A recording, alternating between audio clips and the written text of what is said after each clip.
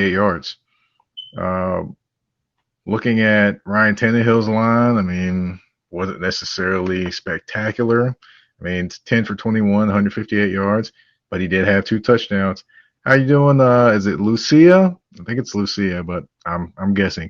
For those that don't know, I'm on the Haps app, and if you haven't joined this app, basically what it does is allows you to broadcast. I'm in the Haps app now. You can actually broadcast to Facebook, attach it to Facebook, attach it to your Twitter, attach it to pretty much in your YouTube. You can attach to a lot of different places. Definitely is a great tool to use if you want to, if you're a journalist as well. So go ahead and subscribe. If you want the link, I'll send it to you. Going back to the game, Titans again win 24-17. They are now 6-2, heading into their matchup this Thursday versus the Indianapolis Colts. They will be playing the Indianapolis Colts 2 times in the next 3 games. Of course, those games between them and the Colts will be sandwiched between the game. The Ravens game will be right in between those 2 games. So you've got the Colts, you've got the Ravens, and then you've got the Colts again. So big stretch of games, these next 3 games for the Tennessee Titans. Today, I will say they started off pretty sloppy offensively. They still are having a little bit of issues getting going offensively. That can be on, of course, the injuries up front. Also, it can be on just the way they're starting out. For some reason, they started every game, the last few games, with play action pass. I get it that everyone's keen on the run, but it doesn't mean every single game you got to start off play action pass. Does not mean that at all. So maybe it's time to kind of break that routine and start doing more just do what you do. Do what you do as the Titans instead of trying to do something different and reinvent the wheel. No time for that. As far as the game, I would say, the good thing for that defense today was the Bears offense. The Bears offense, essentially, they'd make a play, then they would either fumble it back or do something to stub their toe, either get themselves out of a field goal position, or they would have a turnover, as what happened with J.M. Brown. They have the interception. I mean, or a fumble. Actually, they were marching to try to score, and they had on what's up, Cortland? What's going on, man? They were trying to drive to get back in the game. It was 10-0 at that point in time. 3rd down, they throw a pass to Montgomery. Montgomery fumbles the ball. He has it knocked out by Simmons. Desmond King, who is the new acquisition from the Los Angeles Chargers, picks up the ball, runs it in for a touchdown. It was those type of things that kept happening for the Bears all game, and the Titans were opportunistic defensively, forcing 3 turnovers today. So, the Titans were definitely opportunistic defensively, which is the way they play best. They're not a team that necessarily can stop you just defensively without turnovers as well. But I will say they did play more solid today. The big question is whether it was the Titans defense playing solid or was it the Bears offense fumbling it away.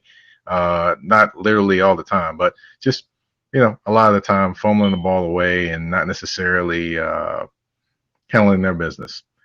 I would say for the Titans, they do have to tighten up. I'm not saying that literally, but they do have to get better offensively. It just seems like they're not in a rhythm offensively for some reason. And the biggest thing for getting back into a rhythm, give the ball to Derrick Henry. You notice when they got into a little bit rather better offensive rhythm, they gave it the ball to Derrick Henry 3 straight times. Then, of course, other times they got it to him a couple different times, and then they went to the play action pass or things like that. That's one thing that can get them going. Another thing offensively that can get them going, get the ball to Jonnu Smith. Jonnu Smith has not necessarily been a part of the offense the last couple weeks. The very versatile tight end can make some things happen. He can block, but of course he's very dynamic in the passing game. I mean, the guy carried the ball last year. He caught the ball last year. He can block. He can do all different things. And it just seems like a lot of times they neglect to use him, but he's a very effective weapon. the thing the Titans should do is use him a little more. That opens up their offense even more than what it is now. Do that, and maybe the offense opens up more. Another issue offensively, I would say, is you see that A.J. Brown, who had a spectacular game, by the way, great catches, and Corey Davis cannot get going on the same game. You know, this last game, A.J. Brown was quiet. He had a score late in the game, but Corey Davis probably had the best game of the season, albeit in a losing effort. In this game, Corey Davis is pretty quiet, and A.J. Brown has a good game. Now, if they could both get on the same page and have a good game at the same time, that would be good for the Titans. It just seems like for some reason they cannot both have a good game at the same time.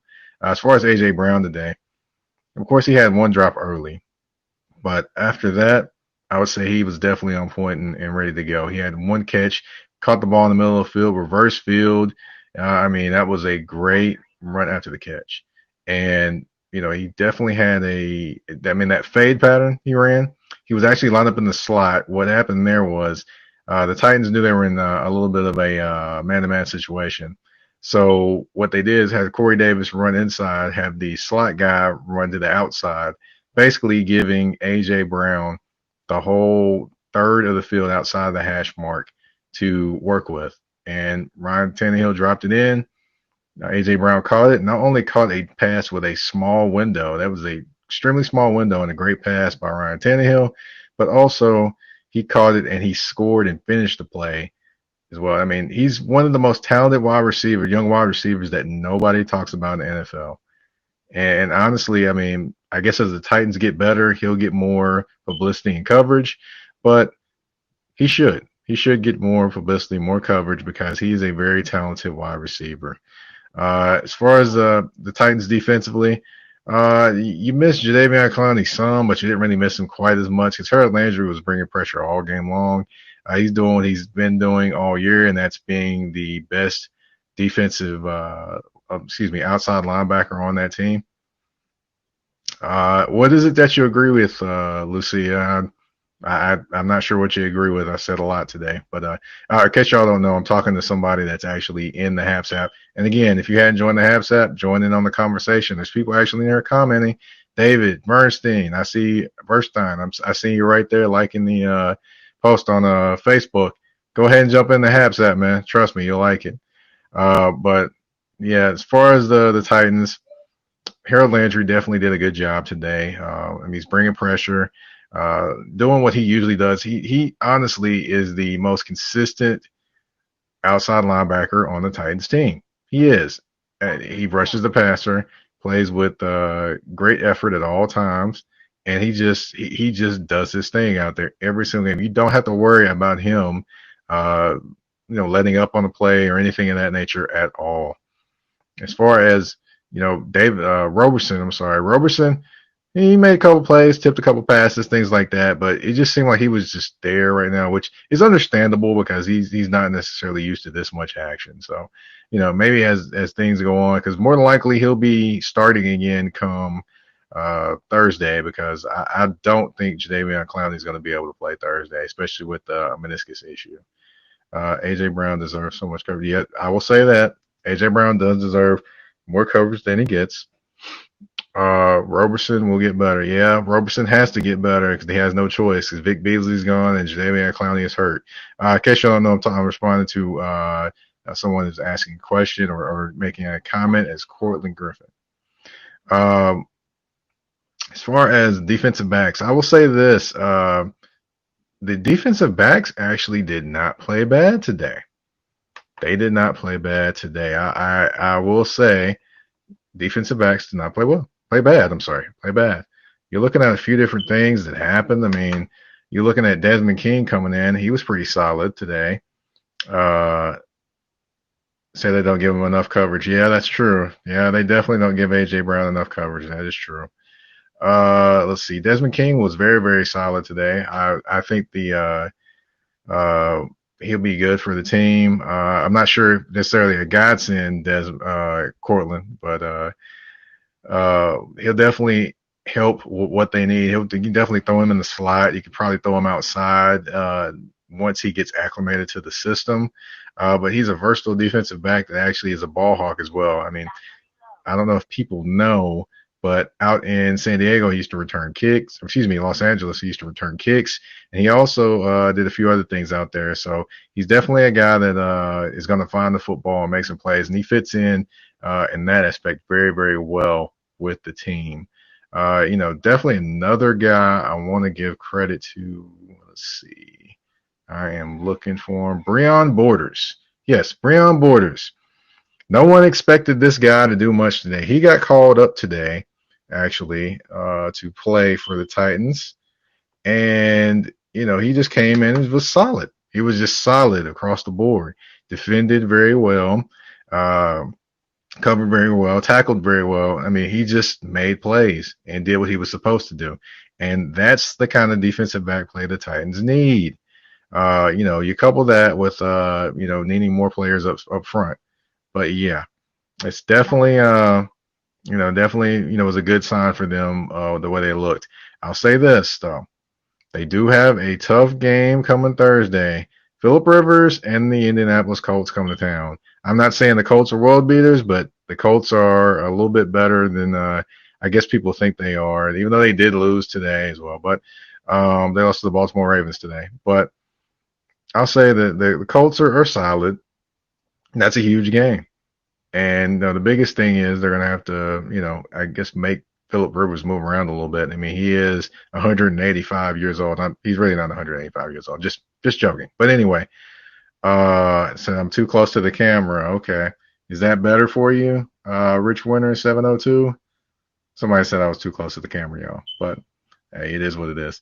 But I'll say this, the Titans 6-2.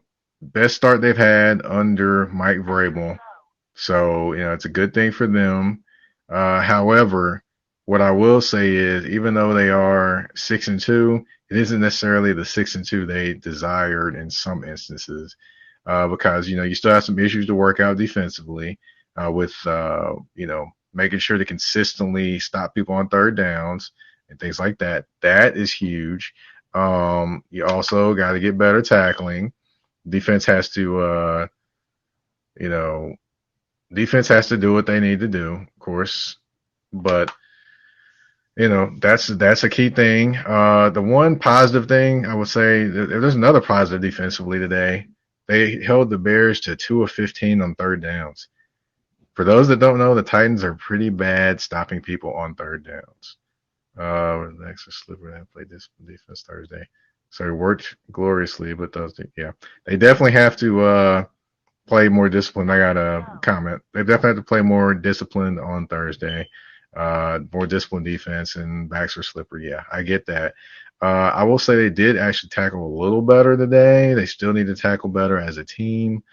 Funny thing is, you had Nick Foles throw for over 300 yards, but still, his numbers are 36 of 52 for 335 yards and 2 TDs.